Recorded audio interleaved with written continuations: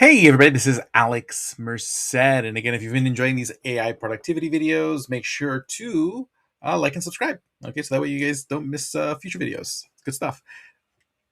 So in the last video, I showed terminal-based AI coding tools like Claude Code and Open Code. And the great thing about the terminal is that the terminal is available pretty much on every environment, every operating system. On computers that don't have a interface at all, you have terminal.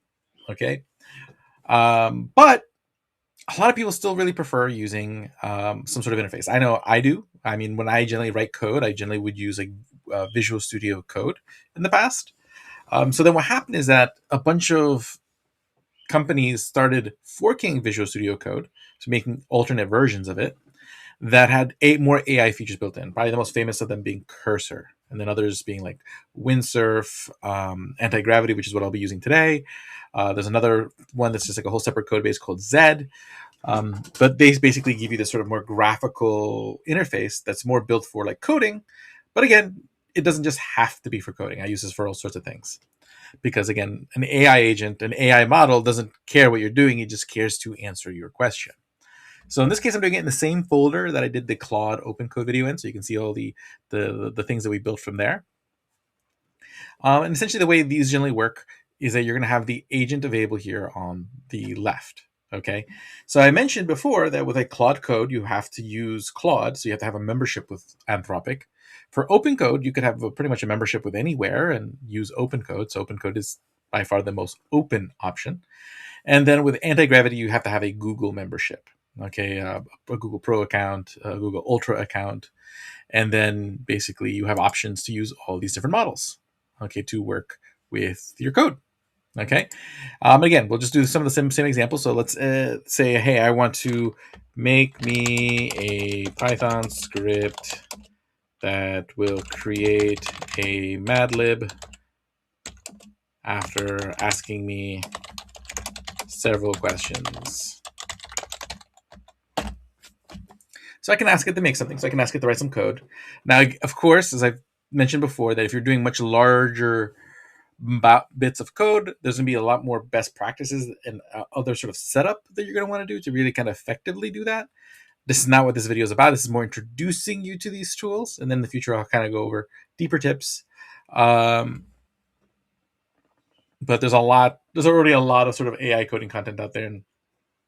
And while I've been doing a lot of AI coding, I want to consider myself the expert on best practices, but I will share that more in later videos. Okay, so basically the way anti-gravity works is you have it in planning mode. I have it in planning mode down here. And basically it always comes up with a plan first. So I can take a look at the plan. And what's special about anti-gravity is that usually in other things you say, okay, hey, I don't like this stuff about the plan, rewrite the plan. Okay, so then you have to wait for it to rewrite the plan and kind of refigure out the whole thing. If there's things I just want to adjust, I can just make comments in the plan. Okay, I can just add comments here, and it'll take that into consideration when it proceeds, which makes there like less iteration and having to just like come up with like the right plan. In this case, I'm fine with what it did, so I'm just gonna hit proceed, and it's gonna go build the thing. Okay, and then down here I'll be able to see like which files it touched and so forth. And there's a lot of other cool features, like you can actually manage multiple agents. Like you can open this agent manager and create additional sort of bouts of work that are happening sort of in parallel. You can use agent skills, which is something I mentioned before in a previous video, but not in the context of coding tools. So Claude Code and Anti-Gravity can both have support for skills. Really, any of these have support for skills if you're willing to like tell it to use the skill. Again, you just put pre-made information in the repo that kind of guides it on how to do a thing that I can refer to. But skills is just sort of a standard way of doing it. Okay, so there, it created a thing. So here's the MATLAB generator. So all I have to do now is I can go open up a terminal here in the IDE, the place where I can write code. Okay, and now I can just do Python madlib generator.py. Welcome to MATLAB generator. Enter an adjective. Adjective describes. So I say it's something happy. A noun. A human. A verb, to jump or jumped. A place, Nebraska. One day, a happy human went to Nebraska. It jumped all the way there. What fun! Okay, so again, I can write code with this. Like it wrote perfectly fine Python code.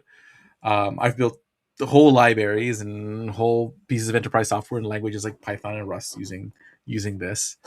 Um, and then of course I can use it to do other things. I can say, hey, you know what? Write me again. I'll use the same example I've been doing. Write me a recipe for dinner tomorrow as a markdown file. Okay, and then it'll, let's see what it does.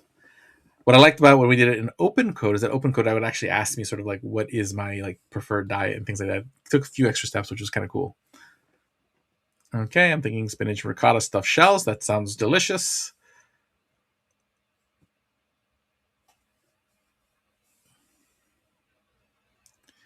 Okay, I'm not directly addressed the initial goal, blah, blah, blah. Okay, then, yep, here we go, dinnerrecipe.com. Spinach and ricotta stuffed shells.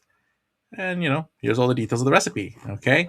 And, I could give it a bigger prompt saying, hey, I have the specific details of a recipe that I need, and it can create that recipe right here.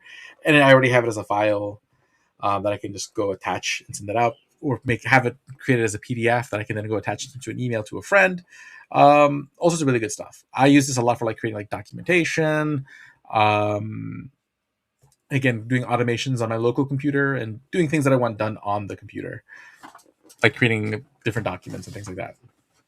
But yeah, this is Google Anti-Gravity. But again, there's other tools like Cursor, Windsurf, Zed,